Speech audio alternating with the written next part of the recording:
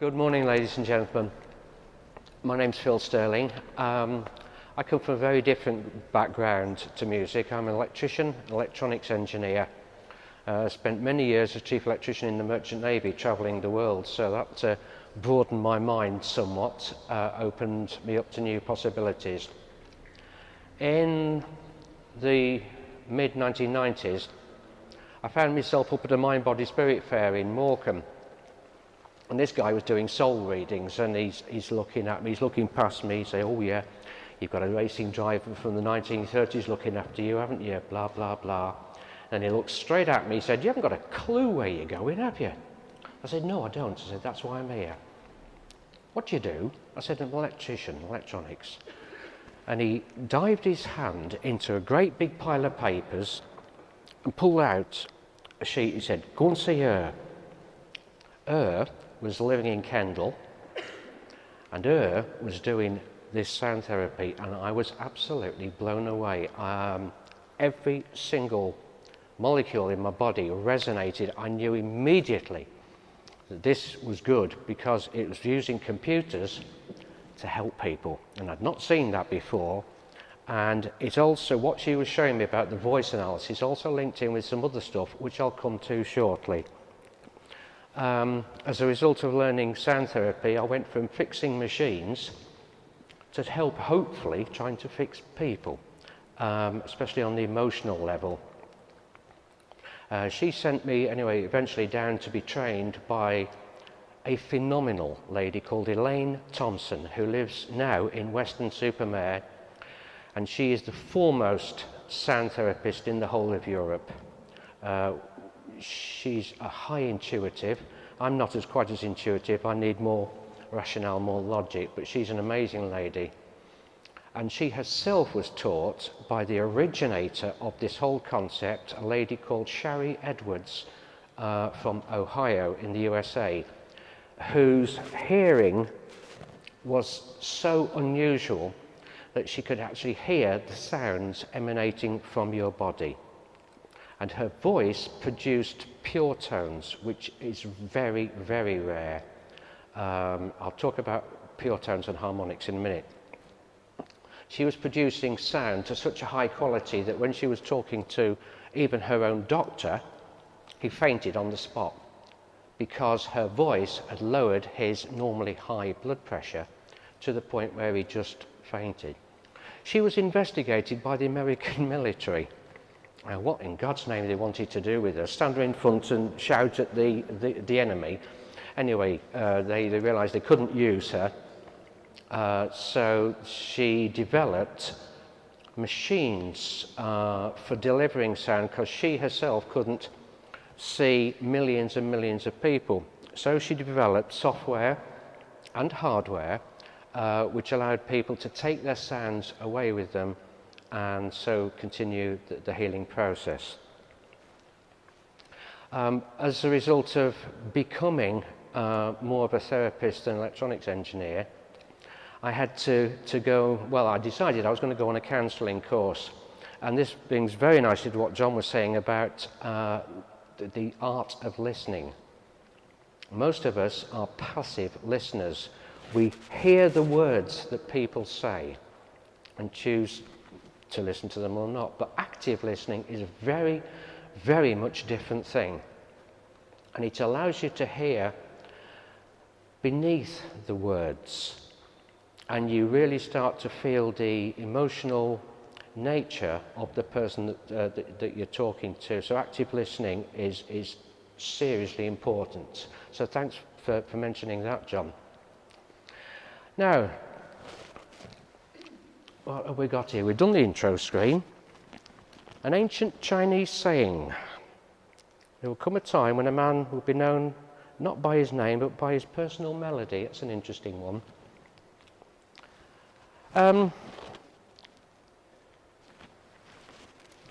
You've got an orchestra, okay, on stage, and you ask them all to play one note. Let's say it's middle C.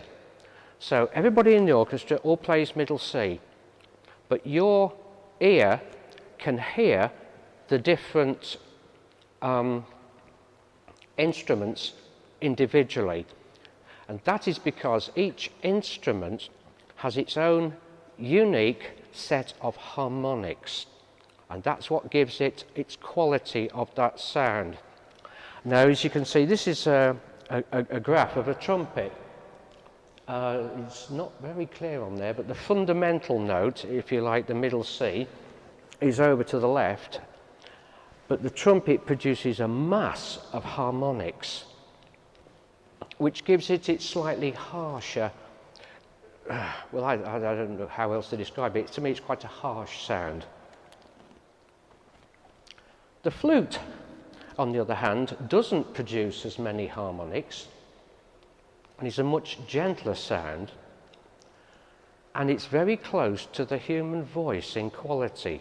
A good flautist, it can sound like somebody's actually singing to you. The instrument itself it has similar qualities to the human voice. We, as individual human beings, also produce harmonics. Now, this is something I knew instinctively and found something that confirmed it. What we hear as speech is not the fundamental sound, but it's the harmonics of that fundamental sound. Our hearing doesn't normally hear or tune into the very, very low frequencies. Round about 1 kilohertz, 1,000 cycles per second, is about the middle of the human voice. I was working with a good friend on the south coast, and he took me to Southampton University, and they were doing work with the Ministry of Defence on analysing black box flight recorders from aircraft that had crashed or been blown up. And by analysing the pilot's voice, as well as the other sounds that had been recorded, they were able often to determine the cause of the crash before the investigators had really started to rummage amongst the bits. And this, the Ministry of Defence put out this document, and I have got permission to have this, by the way. It's not official secret or anything like that. But it was so interesting because they'd really studied the human voice and found out what was going on. And I've nicked one picture out of there, and that's it. So that's the whole audible field. But can you see on the left it says fundamental frequency? And that goes from just under 100 cycles per second to about 200 cycles per second.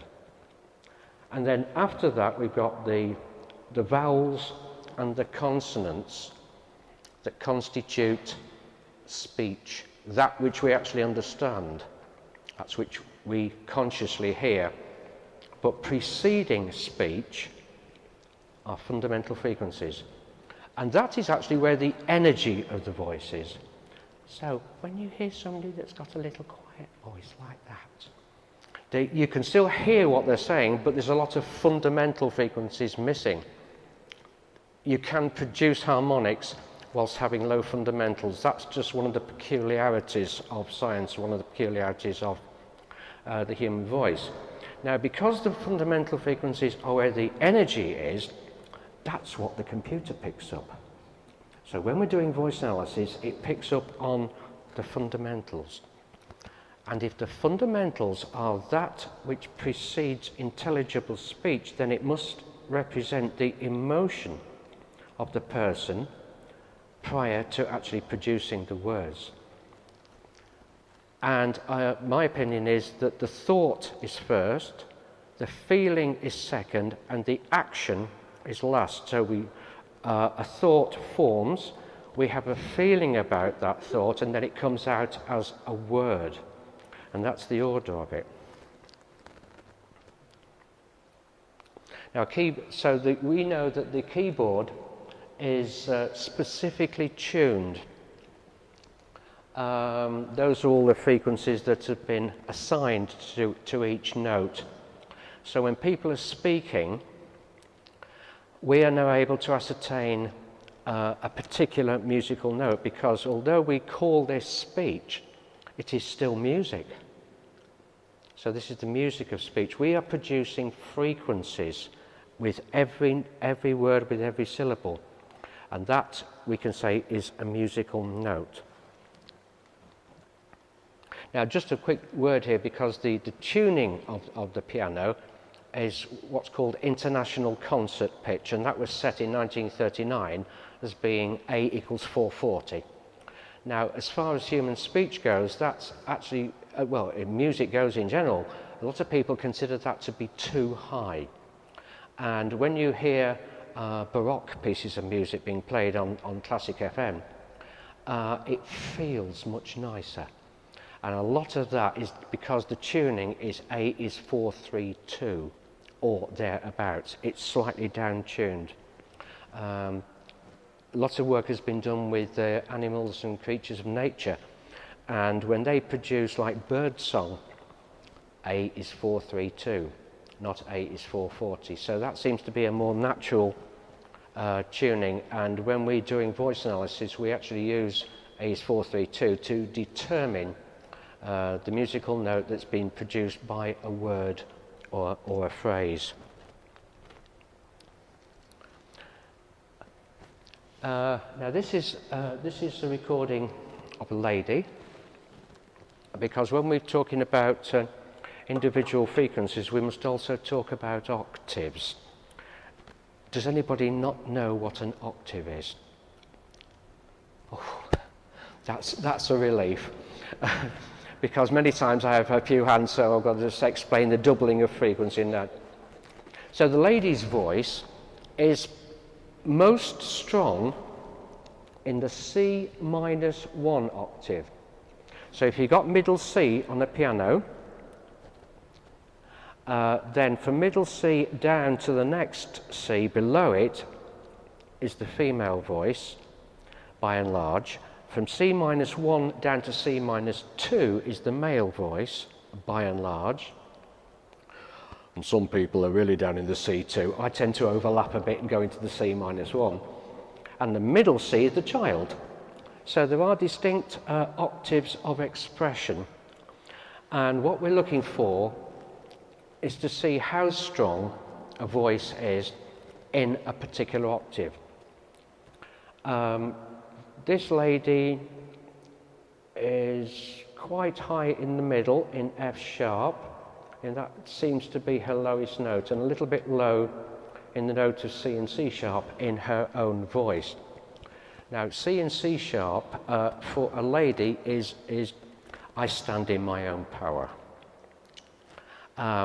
Also, it's to do with female sexuality. How good do you feel as a woman? So the C and C sharp is very important. The sexuality part for the man is more in the note of F and F sharp. So we know what we're looking for, but there's a lot more than that. We've got the psychological nature of octaves. I'll just leave that there for a moment and just let you have a little browse. This is not set in stone, but it's a little bit of a guideline. There seems to be a consensus of opinion that this is quite close.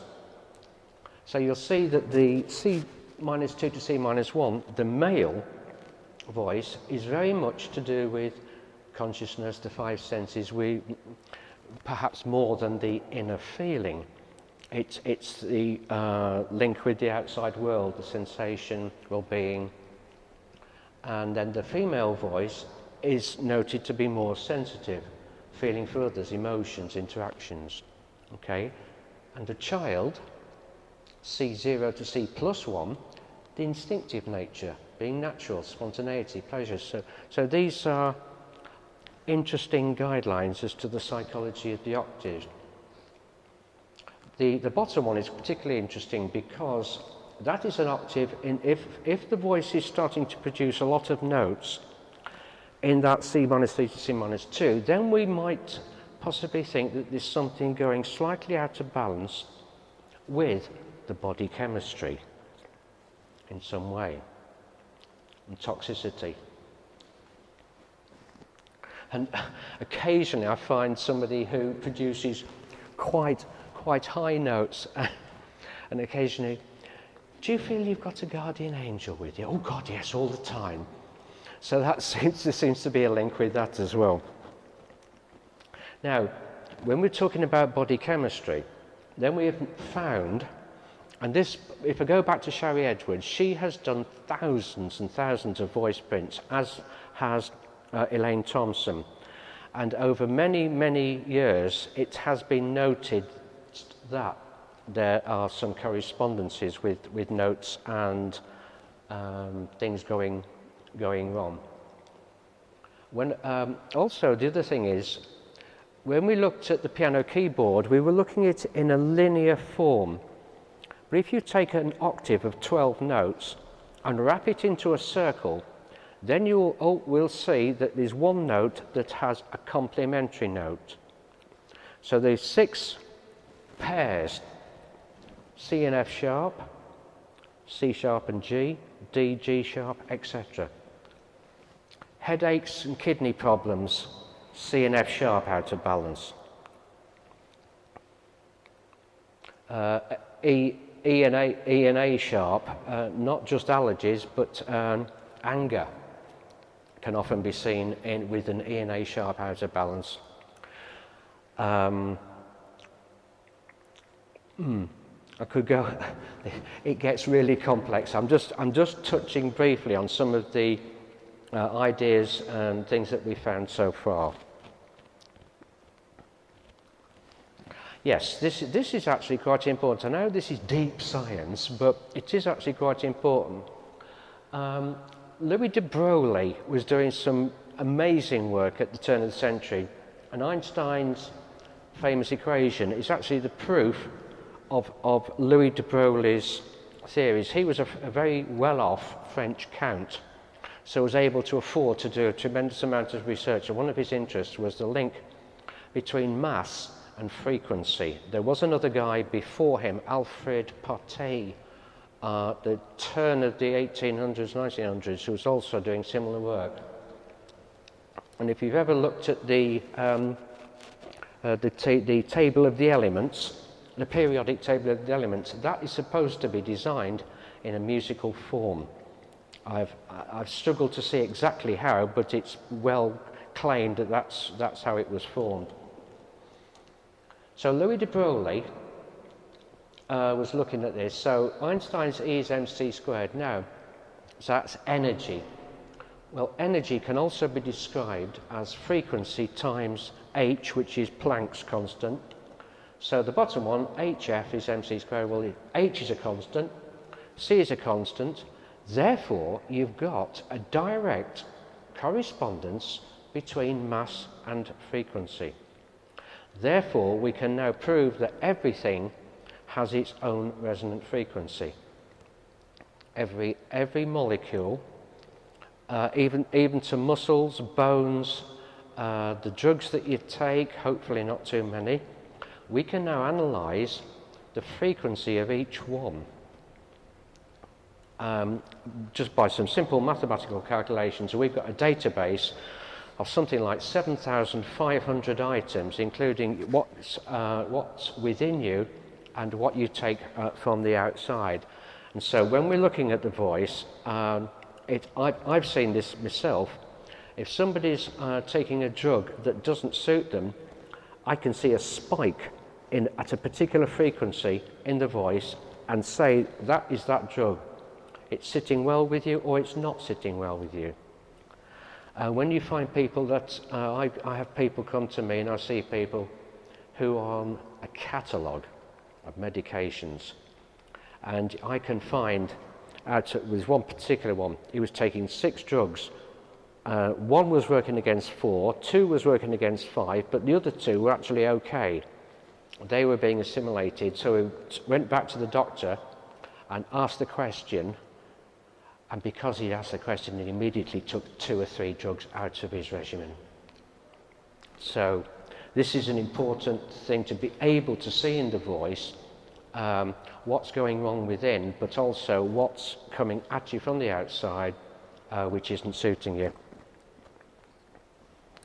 So, everything has its own frequency.